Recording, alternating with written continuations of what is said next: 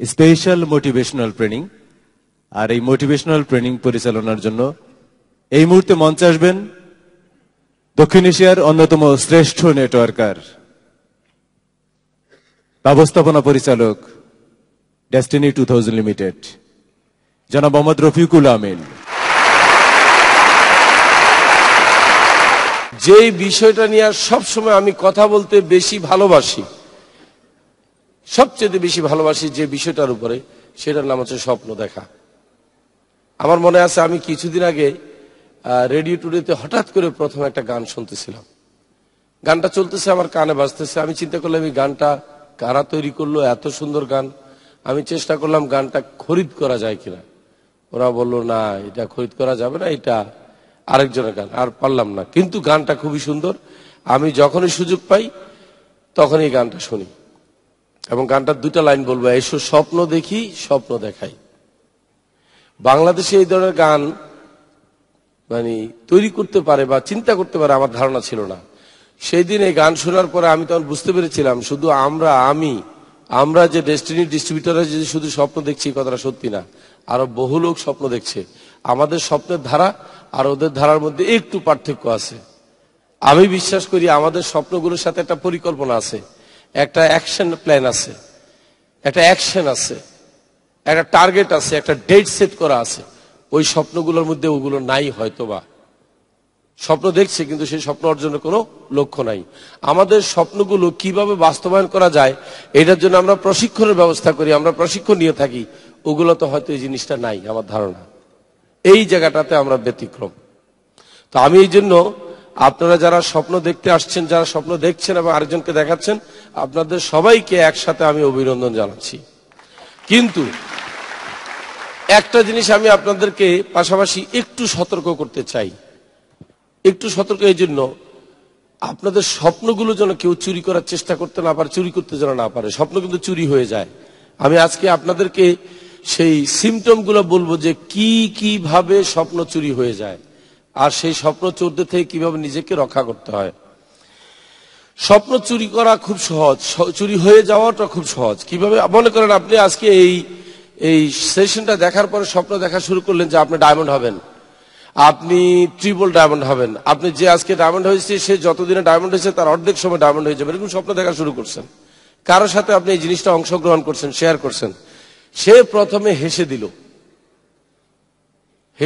তাচ্ছিল্য শুরু। হেসে দেওয়াতে আপনি ঘাবড়াই গেলেন। আপনি চিন্তা করেন আমি কোনো বোকার মতো কোনো কথা বললাম নাকি। এই আপনার স্বপ্ন চুরি হয়। শীত কাটা শুরু হয়ে গেছে, শীত কাটতেছে কিন্তু। তারপর বলে আর রাখো কত দেখলাম, দেখো না কয়দিন আছে, তুমি পারবা না, ওরা পারে, ওদের ওগুলো সেট করা আছে। আরে যাও চাকরি করো, পড়ালেখা করো। এই আপনার স্বপ্ন চুরি হওয়া শুরু হয়ে গেল।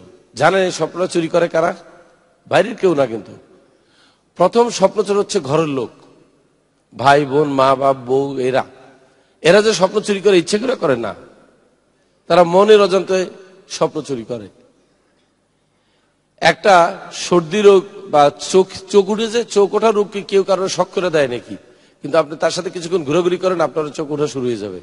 ব্যাপারটা কিন্তু এরকম। দ্বিতীয় স্বপ্ন চুরি করা হচ্ছে খুব ঘনিষ্ঠ বন্ধু বান্ধব, তৃতীয় হচ্ছে আত্মীয় স্বজন, চতুর্থ হচ্ছে সহকর্মী সহযোগী, তারপর হচ্ছে প্রতিবেশী। এরা সবাই, মানে সোজা কথা, যত জনে আপনাকে চিনে ঘনিষ্ঠভাবে, এরা সবাই স্বপ্ন চুরি করে। স্বপ্ন চুরি করে না বা করতে পারে না হচ্ছে অপরিচিত লোক, যে আপনাকে চেনে না। আর নেটওয়ার্ক মার্কেটিং এর হিস্ট্রিতে আমি দেখেছি এ পর্যন্ত যতগুলো সফল ব্যক্তির ইতিহাস আমি পড়েছি, জেনেছি, এরা প্রত্যেকেই কিন্তু সফল হয়েছে অপরিচিত লোকের জয়েন করা, নিজের পরিচিত লোক একটাও পারে নাই।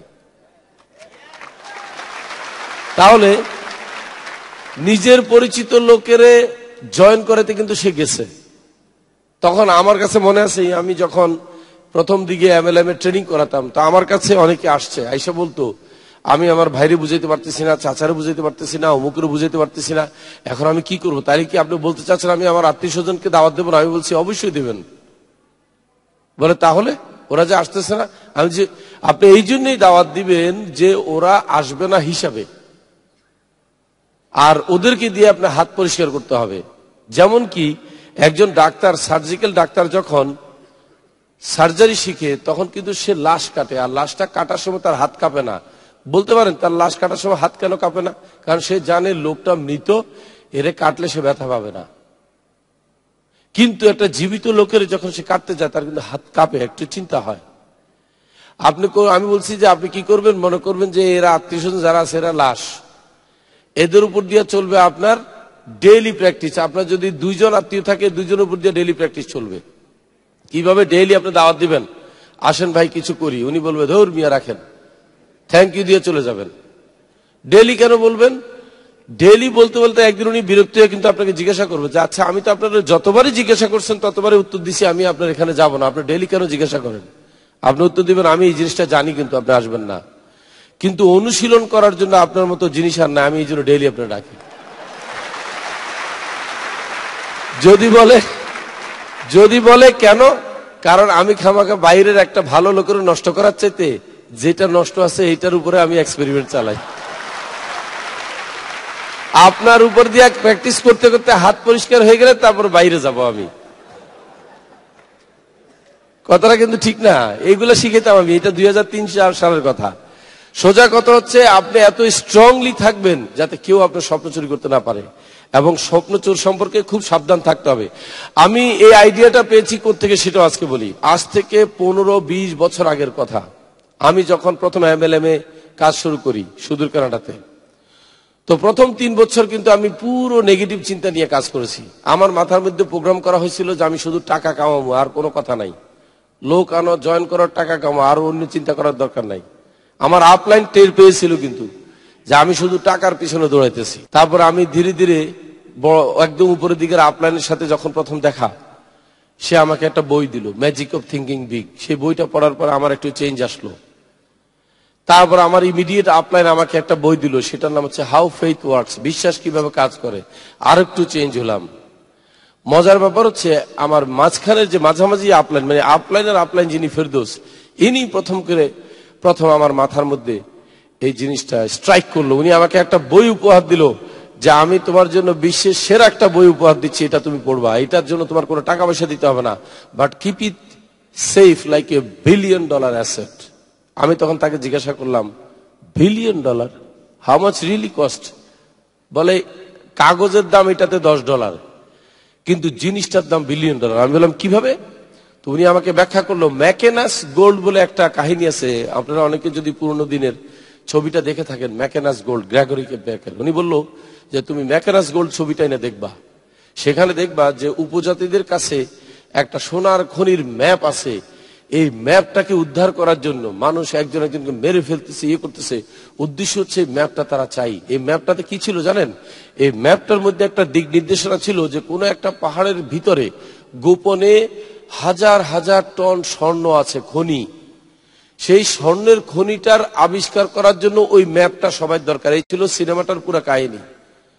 উনি আমাকে বললো, তুমি আমাকে বলতে পারো যে ম্যাকেনাস গোল্ডের সেই ম্যাপটা যদি তোমাকে আমি এখন বলি যে ম্যাকেনাস গোল্ডের সেই ম্যাপটা এই মুহূর্তে আমার কাছে আছে, বলতো পৃথিবীর কোন বড় লোক সেই গোল্ড, সেই ইয়েটা কত টাকা দিয়ে কিনতে রাজি হবে? অন্তত $1 বিলিয়ন দিবে কিনা? আমি বললাম তা হয়তো দেবে, কারণ এখানে তো $1 বিলিয়ন স্বর্ণ পাওয়া যাবে না, বিলিয়ন ডলারের। তো বলে ওইটা তো একটা ম্যাপ, $1 বিলিয়ন কেন দেবে? আমি বলছি কারণ ওইটার মধ্যে, আমি বলতেছি কিন্তু নিজের মনের অজান্তেই কিন্তু বলে যাচ্ছি, আমি বলছি ওই ম্যাপের মধ্যে আছে যে কিভাবে যেতে হবে, ওই জায়গায় গিয়ে ওই স্বর্ণটা আনতে হবে। বলে exactly this book will give you the direction. বলতেছে এইবার তুমি বলো, আমি যে বলছি $1 বিলিয়ন বই, মিথ্যা বলছি না সত্য বলছি? আমি you have told me right. তারপর বইটা নিছি এবং বইটা আমি পড়েছিলাম, এবং সেই বইটার নামই হচ্ছে don't let anybody steal your dream. কাউকে তোমার স্বপ্ন চুরি করতে দিও না। আমি হেসে দিছিলাম যে স্বপ্ন আবার চুরি করে কেমনি? এটা ধরা যায় না, ছোঁয়া যায় না, এটা জাস্ট অনুভব করা যায়, এটা আবার চুরি হয় কেমনি? সেখান থেকে আমার উপলব্ধি এসেছে, দেখেন কত সুন্দর কথা। আমরা এখনো তো যে কোনো একটা ফর্মুলা, মনে করেন কোন বিজ্ঞানী কোন একটা মারাত্মক জিনিসের যদি ফর্মুলা বলেন, তো নিউক্লিয়ার বোমের ফর্মুলা কত টাকায় বিক্রি হবে? বলেন তো আপনি ক্যান্সার রোগের ফর্মুলা কত টাকা বিক্রি হবে? এইডস এর কত টাকা বিক্রি হবে? কিন্তু ফর্মুলাটা তো কয়েকটা পাতার মধ্যে সীমাবদ্ধ। তাইলে কোন একটা বইয়ের দাম কি বইয়ের পাতা হিসাবে নির্ধারিত হয়, না তার মধ্যে যে তথ্যটা আছে তার উপরে? তথ্যটার উপরে। তো এই জন্য বলছি যে এই বইটার মধ্যে তথ্যটা ছিল আপনাকে সাবধান করে দেওয়ার জন্য বিশ্বের সবচেয়ে মূল্যবান জিনিস কিভাবে আপনি সিকিউর করতে পারেন, একটা সিকিউরিটি প্রোটেকশন ফর্মুলা, সেটা নাম হচ্ছে কাউকে বা কারো দ্বারা আপনার স্বপ্ন চুরি হতে দেবেন না। এটা বাংলা করলে যা, হুবহু বাংলা তো সব ইংরেজির করা যায় না, যতটুকু আমি করার চেষ্টা করেছি আর কি।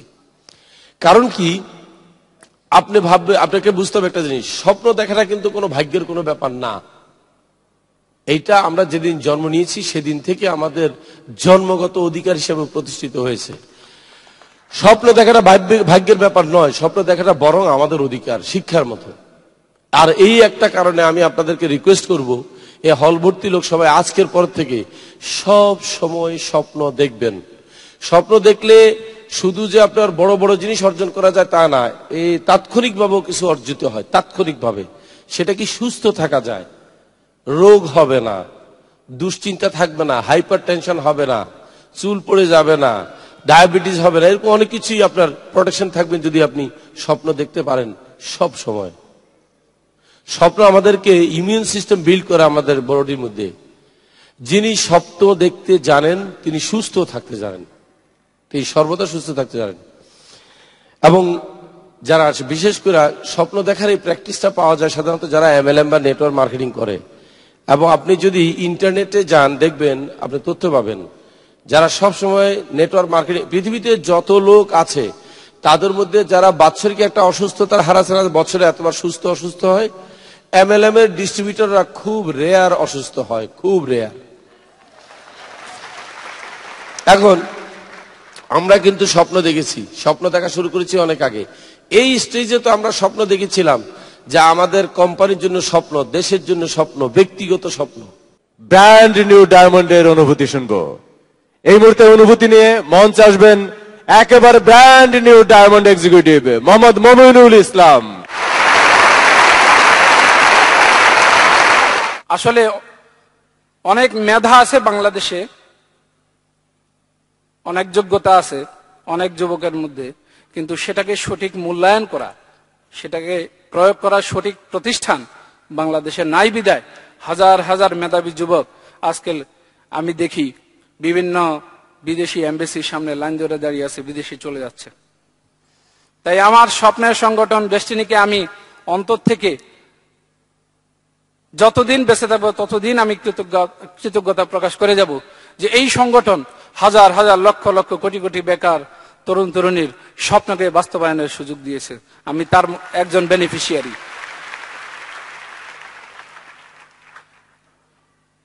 তো প্রতিষ্ঠান এমনিতে তৈরি হয় না, আসলে একজন ব্যক্তিকে আমি সরাসরি প্রতিষ্ঠান হিসেবে মনে করি, তিনি মিস্টার রফিকুল আমিন। উনি একজন আর ব্যক্তি নন, তিনি একটা সরাসরি প্রতিষ্ঠান। আমি ডেস্টিনি মানি মিস্টার রফিকুল আমিনকে চিনি। আরেকজন এখানে আছেন, আসলে আমি খুব ছোটবেলায় ঢাকা শহরে চলে আসি যখন ছাত্র বয়সে। স্বপ্ন দেখা, বুঝা, মানুষ চেনা জানা, বড় শহরে আসা, এটার যিনি দাবিদার, যিনি অত্যন্ত ছোটকালে আমাকে ঢাকা শহরে নিয়ে এসছেন, তিনি আমার বড় ভাই জনাব হুমায়ুন কবির। আমি আমার ভাইকে একটু আসতে বলছি। আমি টিউশনি করে লজিক থেকে তাকে লেখাপড়া করার চেষ্টা করেছি এবং সেও চেষ্টা করছে। তারপরে ডেস্টিনিতে জয়েন করছে। ডেস্টিনিতে কাজ করে সে আজ বিরাট সম্মানের অধিকার হয়েছে। আমি তার জন্য তাকে দোয়া করি এবং ডেস্টিনিকে আমি কৃতজ্ঞতা জানাই। নতুন ভাবে শিখলাম যে আসলে আমার কি করা উচিত, অতএব প্রশিক্ষণের কোনো বিকল্প নাই, তখনই জানলাম। জানার পরে এরপরে আমি চিন্তা করলাম, না, আমি যখন ব্যবসা শিখছি বা শিখতেছি, আমি সরাসরি নতুন মানুষের কাছে যাবো। আমি তুলারাম কলেজে লেখাপড়া করেছি নারায়ণগঞ্জে, সেখানে চলে গেলাম, দেখি কোনো পুরাতন বন্ধু বান্ধব বা কোনো একটা ক্লু পাওয়া যায় কিনা। সার্টিফিকেট উঠাতে গেলাম, দেখলাম হ্যান্ডসাম একজন সুন্দর মানুষ, নাম মিস্টার আলী রেজা, ইঞ্জিনিয়ার। তাকে দেখে অফার করলাম। সেই শেখা সূত্র দিয়ে অফার করার সাথে সাথে সে একটা কথা বলছে যে আমি পেশায় ইঞ্জিনিয়ার, পাশাপাশি একটা বিজনেস করতে চাই বনানীতে, যা একটা দোকানও দেখেছি, ভাড়া হলো 20,000। এবং অ্যাডভান্স 5 লাখ, ওভারঅল মালামাল সহ 20 থেকে 25 লাখ টাকা লাগবে। তা আমি ওনাকে একটা কথাই বলছি, আমি বলছি এত বিশাল আয়োজন, ইনকাম হবে কত? বললো যে 40-50 হাজার তো হবেই, না হলে চলবো কি করে? আমি বলছি যেটা আপনি প্রতি মাসে ভাড়া দিবেন এই টাকাটাও আপনার বিনিয়োগ লাগবে না, বাট আমি আপনাকে ওয়াদা দিচ্ছি যে আপনি যে টাকাটা প্রতি মাসে ভাড়া দিবেন দোকান ভাড়া, সেটা দিয়ে যদি আপনি এই বিজনেস শুরু করেন, আপনি যা ভাবছেন আয় করবেন তার কমপক্ষে 10 গুণ ইনকাম ইনশাল্লাহ মাসে এখান থেকে করতে পারবেন। সে আমাকে বিশ্বাস করছে, বিকজ আমার অ্যাটিটিউডটা ছিল সেরকম, কারণ আমি ট্রেনিং নিয়েছি। সেই থেকে পথ চলা, আর আমাকে পেছনে ফিরে তাকাতে হয়নি। তবে একথা সত্য, ডেস্টিনির জন্ম যখন, তখন একটা নতুন প্রেক্ষাপট, কাজ শুরু করি ভঙ্গুর টিম নিয়ে। তখন আমাকে যোগ্য সহযোগিতা দিয়েছেন জনাব মোহাম্মদ শাহ আলম এবং জামাল হোসেন মেজি। আমি তাদের কথা জীবনেও ভুলবো না। তারা আমাকে কিভাবে জানে সেটা আমার কাছে বড় কথা না, আমি তাদেরকে জানি। They are the great pillar for my success. আমি দেখতাম গাড়ি করে স্কুলে যায়, তো একটা দুঃখজনক ব্যাপার, সাথে সাথে আবার একটু আনন্দেরও। সে একটু অহংকারী ছিল, সাইজের ছোট। আমার বড় ভাই চিনে, নাম হলো শাহিন। তাদের টেক্সটাইল মিল ছিল। কিন্তু আমি 2004 সালে আমার একটা স্বপ্ন ছিল যে আমি যেদিন বিয়ে করব সেদিন আমার নিজের একটা গাড়ি থাকবে। তো ডায়মন্ড হলাম আজকা, কিন্তু আমি গাড়ি কিনেছি 2004 সালে, সেজন্য পুরো কৃতিত্ব ডেস্টিনির।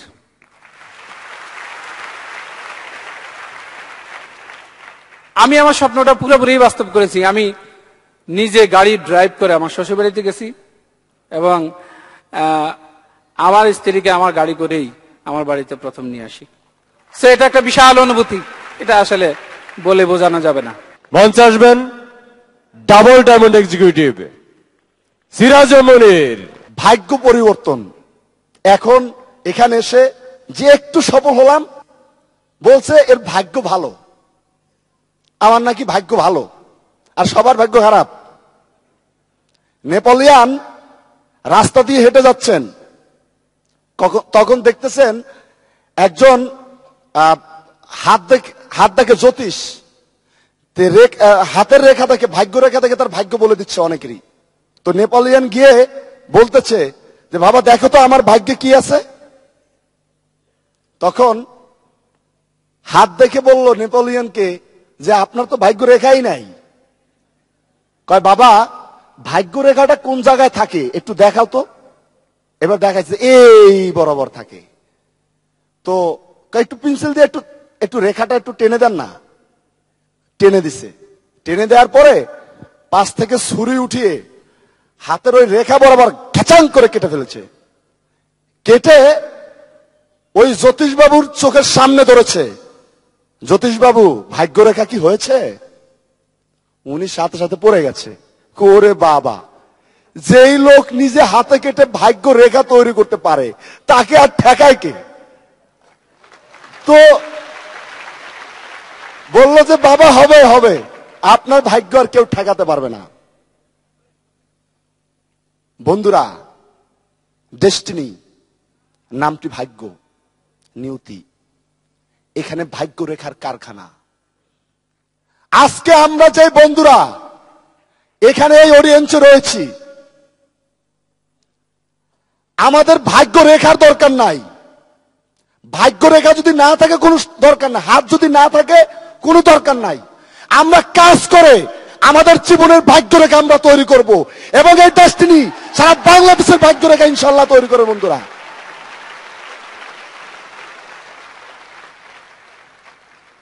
আমি আজকে এই ডেস্টিনিতে এসে আমি কি পেয়েছি? আমি সে একটি গ্রামের ছেলে,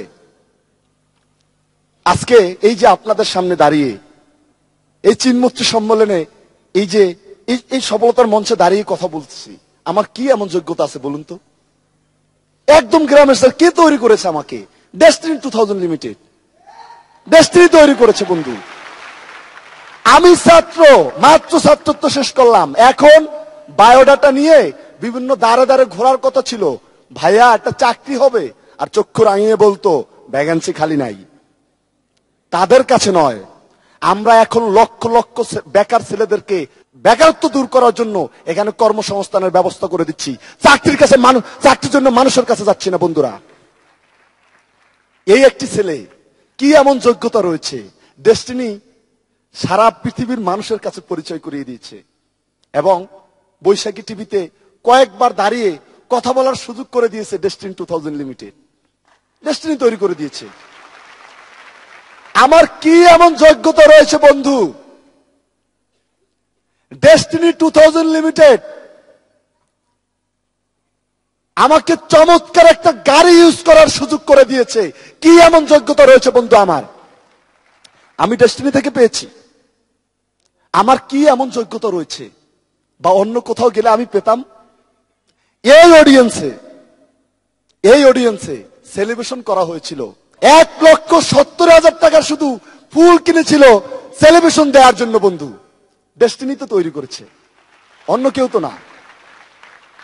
বন্ধুরা, আমি আপনাদেরকে বলবো যে এই ডেস্টিনিতে এসে আমার বাবা মাকে আমি হজ করাতে পেরেছি, আমার ফ্যামিলি সহ আমি আল্লাহর ঘর তওয়াব করিয়েছি। আমি এই ডেস্টিনিতে কাজ করে আমার এলাকার কিছু মানুষের পাশে হলো দাঁড়াতে পেরেছি। বন্ধুরা, আমার এমন কোনো যোগ্যতা নেই যে যোগ্যতা দিয়ে আমি অন্য কোথাও গিয়ে কিছু করতে পারতাম, এমন কোনো যোগ্যতা নেই বন্ধুরা। এই মুহূর্তে মঞ্চে আসবেন ডায়মন্ড এক্সিকিউটিভ সালাউদ্দিন দীপু। আপনারা যারা উপরে আছেন নিচে আসবেন, নিচে যারা আছেন সামনে আসবেন, সামনে যারা আছেন এই মঞ্চে আসবেন। আসবেন তো? যখন আমার সেকেন্ড সাইকেল চলে, আমার দিনের পর দিন ইনকাম নাই, আমার 9 মাস লেগেছিল আমার সেকেন্ড সাইকেলটা করতে। তা আমি তখন 38 কাকরালে 4 তলায় যেখানে আমাদের কমিশন দেওয়া হইতো, আমি ওইখানে যেতাম। তো দেখি আমাদের একজন ডায়মন্ড এক্সিকিউটিভ, বাংলাদেশের প্রথম মহিলা ডায়মন্ড এবং একমাত্র ডায়মন্ড আমাদের বিথিয়াপা। বিথিয়াপা তখন অনেক টাকা ইনকাম করে। উনি তখন টাকাগুলো 100 টাকার নোট 1 ভান্ডিল 2 ভান্ডিল টাকা ওনার ব্যাংকে ঢুকাচ্ছে। তো একজন বলতেছে, বিথিয়াপা আপনি টাকাটা একটু গুনেন না, টাকা তো কম দেওয়া হয়েছে। বিথিয়াপা বলতেছে, দিলে আর কত কম দিবে, গুনার টাইম নাই। সেই কথা মনে হওয়ার পরে আমার একটা আয়ুব বাচ্চার একটা গানের কথা মনে পড়ছে। আয়ুব বাচ্চার একটা গান আছে, একা আকাশে তারা তুই, একা গুনিস না, গুনতি দিস তুই কিছু মরে। আমি তখন থেকে একটা স্বপ্ন দেখতাম যে এক সময় যেই গ্যাসগুলো আমার জয়েন করে না, এই গ্যাসগুলো আমার পিছে পিছে ঘুরবে এবং আমার নেটওয়ার্ক মার্কেটিং থেকে ডেস্টিনি থেকে আমার এত ইনকাম হবে, আমার গ্যাসগুলো একসময় আফসোস করবে যে দিউ ভাইয়ের টাকাগুলো, নেটওয়ার্কের টাকা তুই একা গুনিস না, গুনতি দিস তুই কিছু মরে। এবার আরো একজন ডায়মন্ড এক্সিকিউটিভ খন্দকার বেনজির আহমেদ। আমি একজন সামান্য কলেজ শিক্ষক ছিলাম। আমার যে এখানে আজকে যে প্রধান অতিথি ছিলেন, উনিও পেশাগতভাবে আমার জাত ভাই। কারণ আজিজুল হাকিম সাহেবের সাথে চেহারাই মিল হইলো, উনি পেশার দিক থেকে উনি আমার জাত ভাই। উনি শিক্ষকতায় হয়তো উনি অনেক বড় উপরের পজিশনে ছিল, আমি বেসরকারি কলেজে নিচের পজিশনে ছিলাম। শিক্ষকতার দিক থেকে অনেক সম্মান আছে, with due respect every teacher. আমি মনে করি একজন শিক্ষক যথেষ্ট সম্মানী এবং এই সমাজ গড়ার তারা কারিগর। কিন্তু বাংলাদেশের জন্য ওনারা কিন্তু যথেষ্ট পেইড না, ওয়েল পেইড না। এবং একই বিষয়টা আমার জন্য ছিল। এ পর্যায়ের প্রত্যেক লোকদের মানে বক্তব্য আমাদের কাছে আছে। আমি জাতিকে এটা শোনাইতে চাই যে ওনারা ডেস্টিনি সম্পর্কে আশাবাদী যে জাতির জন্য ডেস্টিনি কিছু দেবে। সুতরাং আপনারা যারা এখানে আছেন ডেস্টিনিতে, আপনারা কি আশাবাদী? আমিও আশাবাদী ইনশাল্লাহ। ডায়মন্ড হওয়ার জন্য আজকের আমাদের মাননীয় ব্যবস্থাপনা পরিচালক যে দিক নির্দেশনা আমাদেরকে দিয়েছেন, আমার মনে হয় যে আমরা যদি একটু ওনার এই গাইডলাইনটুকুকে আমরা আজকে রাতে বাসে গিয়ে যদি একটু অ্যানালাইসিস করে দেখি, তাহলে আমার মনে হয় যে আমরা আগামী 52 সপ্তাহের মধ্যেই আমরা ডায়মন্ড হতে পারবো। কি পারবো তো? উনি আমাদের মধ্য থেকে কোনো একজনকে এই 52 সপ্তাহের মধ্যে ডায়মন্ড হয়ে দেখিয়ে দিতে বলেছেন। আসলে এটা খুবই স্বাভাবিক যে রেকর্ড তৈরি হয় কিন্তু রেকর্ড ভাঙার জন্য। গত 1 সপ্তাহ ধরে সাঁতার প্রতিযোগিতায় শুধু আমরা রেকর্ড আর রেকর্ড দেখছি। তাই এখন ডেস্টিনি পরিবারেও শুরু হবে ডায়মন্ড এক্সিকিউটিভ হওয়ার রেকর্ড তৈরির কারখানা হিসাবে তৈরি হবে এখন ডেস্টিনি 2000 লিমিটেড। এখন তৈরি হবে কে কত কম সময়ে ডায়মন্ড হতে পারে এবং কে কত আকর্ষণীয় ভাবে কাজ করে ডায়মন্ড হতে পারে। আমরা তো তখন আজকে যেমন 25 পয়েন্টের পণ্য ক্রয় করলেই এখন ডায়মন্ড হয়ে যায় 52 সপ্তাহে। এমডি সাহেব যখন আমাদেরকে ড্রিম দেখাতেন তখন কিন্তু এই বিষয়গুলি কিন্তু তখন ছিল না। সো আমি বিশ্বাস করি আমাদেরকে তখন যেমন উনি স্বপ্ন দেখিয়ে আজকে এই পর জানতে পেরেছে, আজকে যারা আমরা এই অডিয়েন্সের মধ্যে আছি তারাও এই 25 পয়েন্টে 52 সপ্তাহে কিভাবে ডায়মন্ড এক্সিকিউটিভ হয় এই কনসেপ্টটিকেও আমরা বিশ্বাস করে আমরা এখান থেকে যাব এবং সেই মোতাবেক কাজ করে ডায়মন্ড হব। এবারে আরো একজন ডায়মন্ডের বক্তব্য শুনবো। এই মুহূর্তে মঞ্চে আসবেন সাইদুল ইসলাম খান রুবেল।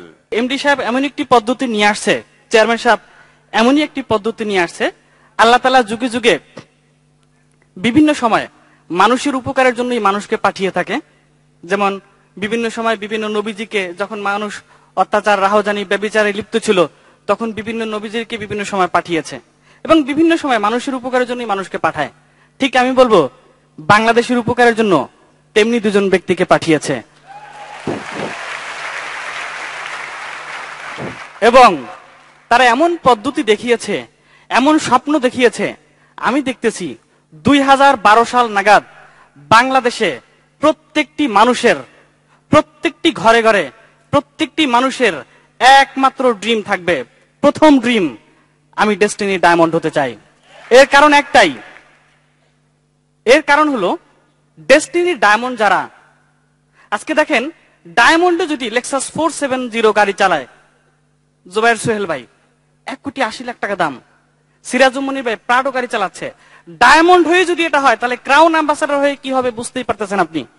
তাহলে দেখেন অনেক ডায়মন্ড অবশ্য অনেক দামি গাড়ি কিনতে পারে, কোন ডায়মন্ডের গাড়ি আমি দেখছি 25 লাখ টাকার নিচে নয়, আবার ইচ্ছা করলে তারা 1 কোটি টাকা দামের গাড়িতেও চড়তে পারে। যেমন আমি অবশ্য ড্রিম দেখেছি যেহেতু এমডি সাহেব ক্রাউন অ্যাম্বাসাডারে আপনার 1 কোটি টাকার মার্সিডিজ গাড়ি দিবে, এখনই যদি চড়ে ফেলি তখন আর ওই ইয়াটা থাকবে না, ফিলিংসটা থাকবে না, যার জন্য ওই দিকে ড্রিমটা আমি একটু নেই ইচ্ছা করলে কেনা, এটা কোনো বিষয় না, সকল ডায়মন্ডাই কিনতে পারে। কিন্তু দেখেন গাড়ি অনেক হয়, গাড়ি বাংলাদেশে অনেক হয়, সারা বিশ্বে অনেক হয়, বিএমডব্লিউ হয়, লিমুজিন হয়, কিন্তু ডায়মন্ডের গাড়ির মতো নয়। কিরকম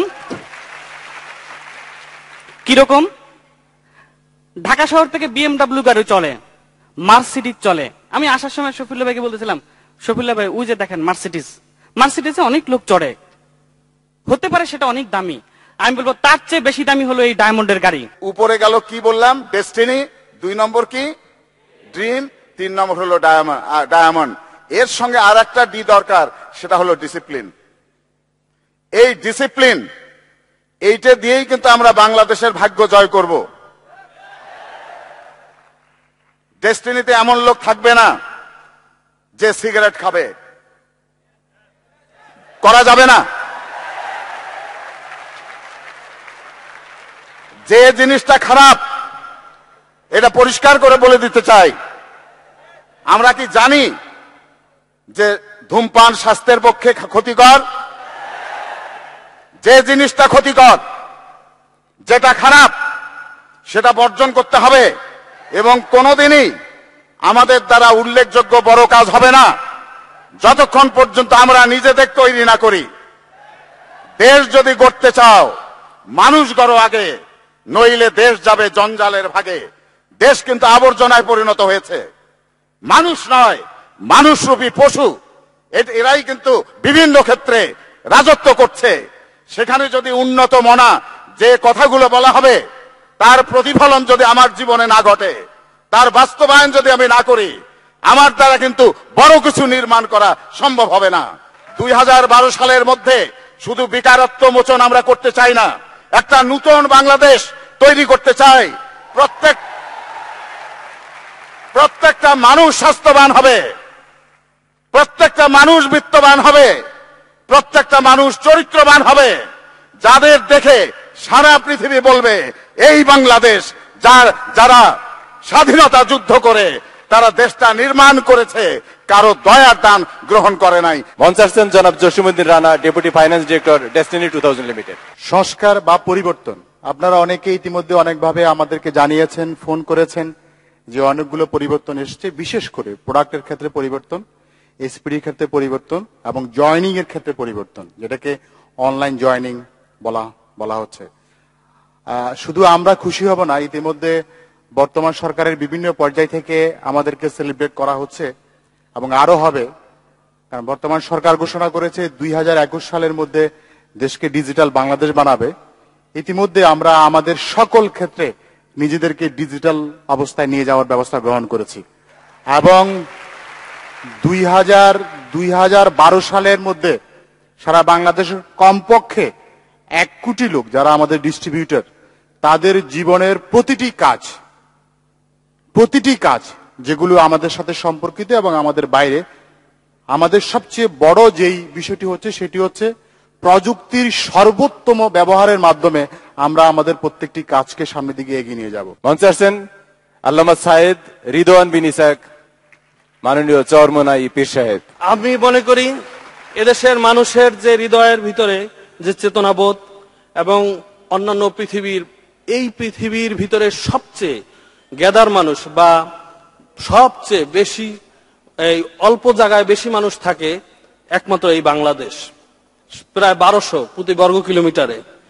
এমন একটি দেশে মানুষগুলো এত আবেগ, এত রহমতপূর্ণ, আচরণগত ভাবে বিভিন্ন সামান্য কয়েকটি আচরণ চেঞ্জ হইলে এই দেশের মানুষ আলোয় আলোকিত হয়ে যাবে। তার ভিতরে আমি মনে করি জনাব রফিকুল আমিন সাহেব এবং মোহাম্মদ হোসেন ভাইয়ের সোহবতে এসে আজকে যে আদর্শ ডেস্টিনি দেখাচ্ছে, যা অকল্পনীয়। আমি প্রথম সেশনে এসে আমি দেখলাম এখানে বয়ান হচ্ছে যে আমরা কেউ কখনোই ধূমপান আর করব না। যেইগুলো বয়ান আমাদের পূর্বপুরুষরা বছরকে বছর 40-50 বছর এসে এই দেশে করেছেন, মাদক মুক্ত সমাজ এবং মানুষ যেন আধ্যাত্মিকতায় পূর্ণ হয়। খালি মোরাকাবা, নবী পাক সাল্লাল্লাহু আলাইহি সাল্লাম মোরাকাবা করেছেন হেরা গুহায় গিয়ে, কি মোরাকাবা করেছেন সেই সম্পর্কে আমরা শুধু নিজেদের ভিতরে আত্মকলহে লিপ্ত, গীবত গাওয়া নিয়ে ব্যস্ত, কিন্তু নিজেকে কিভাবে সমৃদ্ধিশালী করব এইগুলো নিয়ে আমাদের ভিতরে আজকে নাই। আমরা অন্যের দেশের বিজ্ঞানকে আমরা এই দেশে আজকে এইটাকে আমরা প্রচার করতেছি। আমি রফিকুল আমিন ভাই এবং মোহাম্মদ হোসেন ভাইয়ের প্রতি আবেদন জানাই, আমাদের দেশের সবকিছু এখনো পৃথিবীর সবচেয়ে সেরা। আমাদের দেশের শিং মাছ, মাগুর মাছ, কই মাছের স্বাদ যতই চেষ্টা করেন পৃথিবীর অন্যান্য দেশ থেকে ইলিশ মাছের স্বাদ পৃথিবীর অন্য কোথাও পাবেন না। পাবেন? আমরা কি রহমতপূর্ণ দেশে নই? আমরা হচ্ছি পৃথিবীর সর্বোচ্চ শৃঙ্গ হিমালয় পর্বত সীমার পাদদেশের বাস। এমনকি জানবেন আপনি, ভৌগোলিকবিদরা বলতেছেন সমগ্র পৃথিবীর সম্পদ লুক্কায়িত থাকে পাহাড়ের পাদদেশে। আমরা এমন একটি পাদদেশে, সর্বোচ্চ শিখরে যেই পাহাড়, সেই পাহাড়ের পাদদেশেই আমরা বাঙালি। এই বাংলাদেশের আত্মকর্মসংস্থান সৃষ্টি এবং আমাদেরকে আর আমাদের ভাইয়েরা, সৌদি আরবের ভাইয়েরা কখনোই মিসকিন বলবে না। আজ থেকে 40 বছর আগে তারাও কিন্তু মিসকিন ছিল। আজকে তাদেরকে আল্লাহ পাক তৈল সম্পদ দান করার কারণে আমরা সেই দেশে 300 রিয়াল বেতনের জন্য সেখানে লক্ষ লক্ষ টাকা খরচ করে 2 বছর কাজ করার পরও যেই টাকা খরচ হয় তা কিন্তু আমাদের উঠে না। তারপর আমরা যাই সেই দেশে। মিসকিন আজকে আমাদেরকে বলে ফকির, মিসকিন। একই ব্যক্তি একটা লেভেলের যদি বাংলাদেশের হয়ে থাকে তার এক বেতন, আর ঠিক যদি আমেরিকান বা অন্যান্য দেশের হয়ে থাকে তার আরেক ধরনের বেতন, কিন্তু কাজ কিন্তু একই। কিন্তু এই আমাদেরকে মিসকিন বলে আজকে বলা হয়। আমার ভাইয়েরাই, আমাদের মুসলমান ভাইয়েরাই, তারা বিলাসী জীবন যাপন করছে। ওনারা কি দিয়ে করে? তেল বিক্রি করে। এই তো আপনারা কি জানেন বাংলাদেশে এমন কিছু সম্পদ লুক্কায়িত আছে যেইগুলো যদি আমরা উঠাই তাহলে এদেশ ওদের থেকে অনেক গুণ বড়লোক হয়ে যাবে ইনশাআল্লাহ। তার ভিতরে যদি চেতনাবোধ চেঞ্জ হয়, প্লাস খনিজ সম্পদ, এদেশে বহু খনিজ সম্পদ লুক্কায়িত আছে এবং এগুলোকে আমরা আহরণ করার জন্য আমিন ভাইকেও প্রস্তাব দিয়েছি। এমন কিছু খাদ্যশস্য আছে যেগুলো এই দেশে চাষ করলে, যারা নাসার বিজ্ঞানীরা, আজকে সায়েন্টিস্টরা যেগুলি খাওয়া দাওয়া করে, ওইগুলো যদি আমাদের দেশেও চাষ করা সম্ভব। এদেশের মাটির মতো পলি সমৃদ্ধ মাটি আর পৃথিবীর কোথাও নাই। এবারে মঞ্চে আসবেন ডেস্টিনি 2000 লিমিটেডের সম্মানিত প্রধান উপদেষ্টা lieutenant colonel Mohammad Didarul Alam, PHC অবসরপ্রাপ্ত। 2012 সালে আমরা শুধু ডেস্টিনি অ্যাগ্রো লিমিটেড কোম্পানি থেকে বাজেট প্রণয়নের চেষ্টা করা হয়েছে, যেটা ড্রাফট করেছি আমরা। সেই বাজেটের পরিমাণ হচ্ছে 18,000 কোটি টাকা। আমরা সরকারকে জানাতে চাই, আপনারা যে বেকার মুক্ত ডিজিটাল বাংলাদেশ গড়ার স্বপ্ন দেখিয়েছেন, সেই স্বপ্ন আমরা ধারণ করে আছি, সেই স্বপ্ন আমরা ধরে আছি। আপনারা যদি আমাদেরকে বাধা না দেন, তাহলে আপনারা 5 বছর ক্ষমতা শেষ হওয়ার পূর্বেই ইনশাআল্লাহ 2012 সালেই আমরা সেই স্বপ্নকে বাস্তবায়ন করে দেখিয়ে দিতে চাই, বাংলাদেশকে বেকার মুক্ত করতে চাই। আমাদের একজন শুভাকাঙ্ক্ষী, জনপ্রিয় নাট্য ব্যক্তিত্ব, খুব প্রিয় মুখ, পরিচিত মুখ, জনাব আজিজুল হাকিম। মানুষ স্বপ্ন দেখে তার নিজের ভবিষ্যৎটিকে সুন্দর করার জন্য, কিন্তু আমাদের দেশের আর্থসামাজিক অবস্থার কারণে আমরা যারা স্বপ্ন দেখি, সেই স্বপ্নকে বাস্তবায়ন করার জন্য যে কঠিন পরিশ্রম, সেই পরিশ্রমে অনেকে আগ্রহী হন, অনেকে সেই পরিশ্রম করতে গিয়ে পিছিয়ে পড়েন। কিন্তু আজকে এখানে এসে আমার কাছে উপলব্ধি হলো যে ডেস্টিনি গ্রুপ যে স্বপ্ন মানুষের মধ্যে বুনে দিচ্ছেন, এবং এই স্বপ্ন বোনার যারা কারিগর, যারা সামনে বসে আছেন, তারা দীর্ঘ 10 বছরের পরিশ্রমে আজকে যে অবস্থায় নিয়ে এসেছেন সংগঠনটি, আমার বিশ্বাস যে শুধুমাত্র স্বপ্ন দেখিয়েই তারা ক্ষান্ত হননি, তারা স্বপ্ন পূরণের প্রক্রিয়া চালু করেছেন, এবং আপনারা যারা এর সঙ্গে যুক্ত হয়েছেন তাদের স্বপ্ন পূরণ হচ্ছে।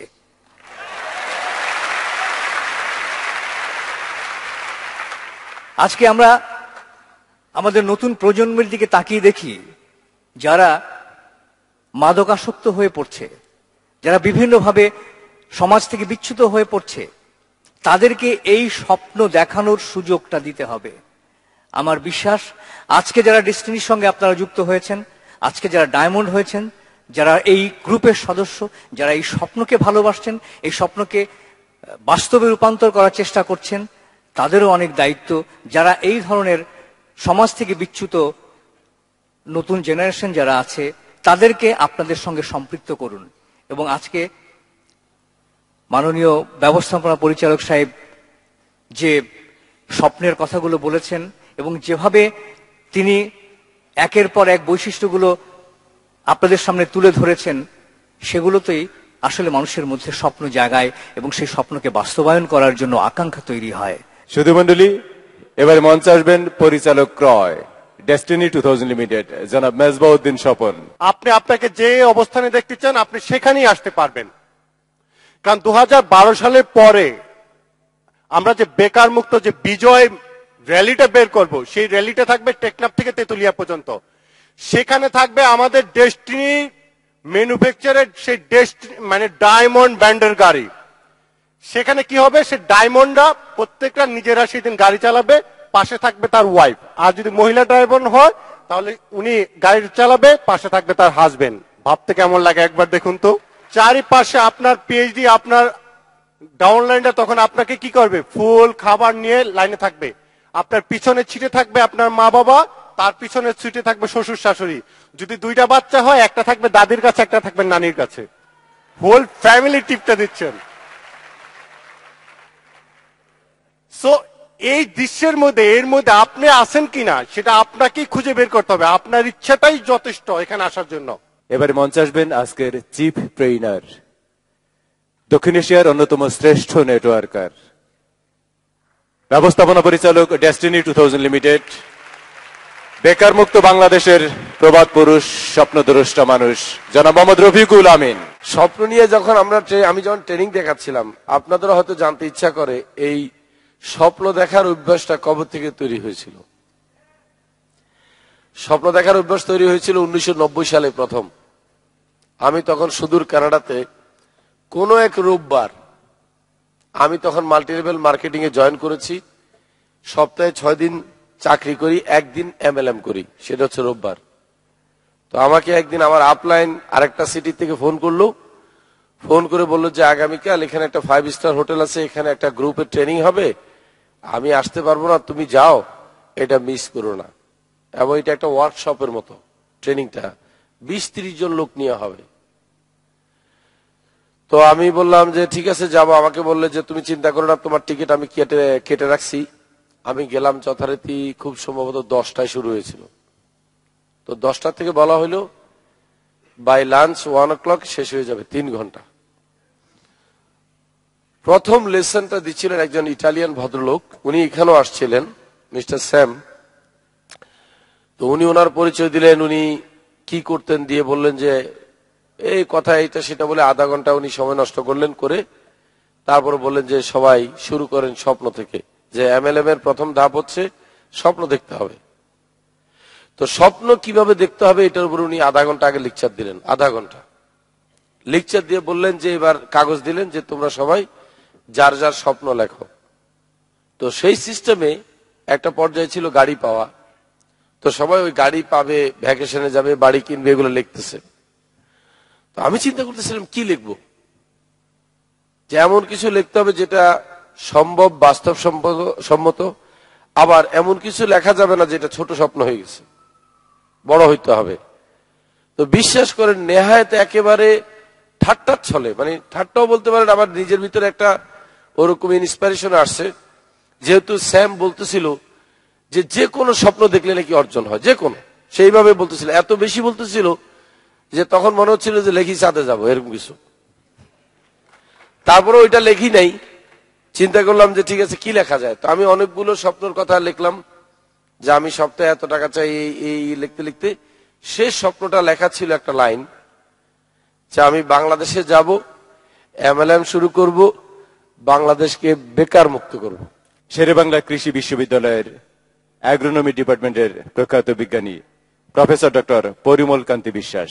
মন্ত্রমুগ্ধের মতো শুনছিলাম যখন চিফ ট্রেনার তার বিভিন্ন প্রজেক্টগুলির কথা বলছিলেন, এবং সেই প্রজেক্টগুলির মধ্যে কয়েকটা প্রজেক্ট ছিল কিন্তু সরাসরি কৃষির সাথে জড়িত, tree plantation, seed rice production ইত্যাদি ইত্যাদি। আমি কিন্তু একজন কৃষিবিদ, আমরা কাজ করি কৃষকদেরকে নিয়ে। প্রোগ্রামগুলির শেষে একটা কথা ছিল, সবগুলি বর্ণনার শেষে, যে 2012 সালের মধ্যে দেশকে দারিদ্র্যমুক্ত করবে। এই দেশের দরিদ্র কারা? বেশিরভাগ কিন্তু কৃষকরা। সো এই কৃষকদেরকে, তাদের দারিদ্রতা দূর করবে ডেস্টিনি পরিবারের সদস্যরা, তাহলে এই খুশি আমারই তো বোধহয় বেশি হওয়ার কথা। সো আমি আমার তরফ থেকে ডেস্টিনি পরিবারকে অত্যন্ত হৃদয় থেকে আমার এই যে প্রচেষ্টা ডেস্টিনি, সেই প্রচেষ্টা সুন্দর এবং সার্থক হোক, এবং এটা আমি সর্বান্তকরণে কামনা করছি। দেশের শিক্ষিত, অর্ধশিক্ষিত, বেকার জনগোষ্ঠীকে সচেতন সুনাগরিক হিসেবে গড়ে তুলে বিপণনের সেরা প্রশিক্ষণ প্রদান করে দেশের অর্থনৈতিক মুক্তিতে অবদান রেখে আলোকিত সমাজ ও দেশ করার ডেস্টিনি গ্রুপ বিরল অবদান রাখছে। দেশের মঙ্গলের জন্য এর চেয়ে ভালো প্রচেষ্টা আর কি হতে পারে? ডেস্টিনি গ্রুপের মূলনীতির কয়েকটি হলো: মানুষের মধ্যে আত্মবিশ্বাসের অভাব দূর করা, মানুষের সম্ভাবনা ও দেশপ্রেম জাগিয়ে তোলা, মানুষের ভালো গুণের সমন্বয়কে আলোকিত করা, মানুষের সহজ শক্তিকে দেশ গড়ার কাজে লাগানো, মানুষের আত্মিক ও আর্থিক দারিদ্র্য দূর করে অর্থনৈতিক মুক্তি অর্জনে সহায়তা করা, এবং একজন সুনাগরিককে আরেকজন নাগরিকের দৃষ্টান্ত হিসাবে তৈরি করা। ডেস্টিনি গ্রুপের কর্মকাণ্ড সহযোগী প্রতিষ্ঠানগুলোর নানাবিধ কাজ এবং অর্জনসমূহ প্রমাণ করে যে ডেস্টিনি গ্রুপের স্বপ্ন ও বিশ্বাস শুধু কথার মধ্যে সীমাবদ্ধ নয়। আমি মনে করি ডেস্টিনি গ্রুপের কাজ ও মূল্যবোধ সব প্রতিষ্ঠানের জন্য অনুকরণীয়। মঞ্চে আসছেন আজকের অনুষ্ঠানের সম্মানিত প্রধান অতিথি প্রফেসর ডক্টর শাহ ই আলম, মাননীয় উপাচার্য, শেরেবাংলা কৃষি বিশ্ববিদ্যালয়। আমরা মনে করি, বিশেষ করে আমি মনে করি, যে প্রাণ খুলে হাসতে পারে, যে মন ভরে স্বপ্ন দেখতে পারে, এবং সেই স্বপ্নের বাস্তবায়ন দেখার জন্য যার অধীর আগ্রহ আছে, সে একজন বাস্তববাদী লোক। আমাদের এতক্ষণ আমরা বোধহয় স্বপ্নের মধ্যেই ছিলাম। আমার মনে হচ্ছিল সন্ধ্যা রাতে স্বপ্ন দেখা শুরু করেছি, শেষ রাতে এসে স্বপ্নটা হঠাৎ করে ভেঙে গেল। এবং স্বপ্ন যে বাস্তব হতে পারে আমাদের দেশে একটা কুসংস্কার আছে, স্বপ্ন যদি শেষ রাতে দেখে ওইটা নাকি বাস্তবায়িত হয়। কাজে আমরা সাধারণত চেষ্টা করি শেষ রাতে স্বপ্ন দেখার, জোর করে হলেও। এবং স্বপ্ন সত্যি কিনা ঘুম ভেঙে যাওয়ার পরে একটা চিমটি কাটি যে আমি আসলে কি আমি কিনা, এই ধরনের একটা সংস্কার কিন্তু আমাদের মধ্যে বিদ্যমান। কিন্তু আজকে আমি রফিকুল ইসলাম সাহেবের বক্তব্য শুনে ভাবছিলাম আর চিন্তা করছিলাম যে এটি শেষ রাতেরও দরকার নাই, সন্ধ্যা রাতেরও দরকার নাই, শরীরে চিমটি কাটারও দরকার নেই। দরকার এই ডেস্টিনির সাথে একাগ্র চিত্তে এককভাবে কাজ করা।